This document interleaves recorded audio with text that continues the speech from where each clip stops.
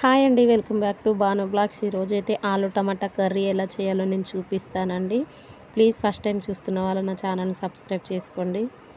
First ఆలుగడ్డలను అయితే చిన్నగా cut చేసుకోవాలి. పచ్చిమిరపకాయలు, ఉల్లిపాయలు అయితే సన్నగా కట్ చేసుకొని పెట్టుకోవాలండి.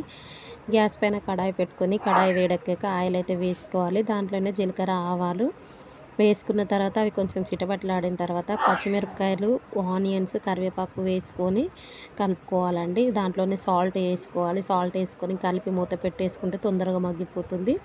అవి మగ్గిన తర్వాత అల్లం వెల్లిగడ్డ పేస్ట్ వేసుకొని పచ్చివాసన పోయేంత వరకు అయితే వేయించుకోవాలండి. చూడండి, అలా అయితే వచ్చిన తర్వాత మనమైతే కొంచెం పసుపు అయితే వేసుకొని దాన్ని కలిపి పెట్టుకోవాలి. 2 నిమిషాల తర్వాత కట్ చేసి పెట్టుకున్న ఆలుగడ్డ ముక్కలను అయితే దాంట్లో వేసుకొని మంచిగా కలిపేసుకోవాలండి. చూడండి ఎంత కలర్ఫుల్గా కనిపిస్తుందో.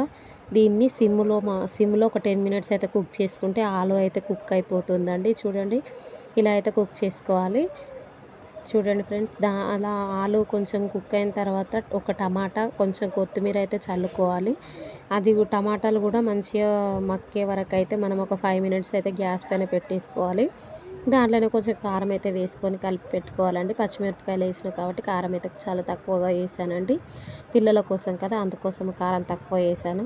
చూడండి ఫ్రెండ్స్, ఎంత సూపర్గా ఉందో ఆలు టమాటా కర్రీ. టేస్ట్ మాత్రం సూపర్ ఉంది అండి. ఒక్కసారి ట్రై చేయండి. నా వీడియో నచ్చితే ఒక లైక్ చేయండి. ఫస్ట్ టైం చూస్తున్న వాళ్ళు ప్లీజ్ సబ్స్క్రైబ్. బాయ్.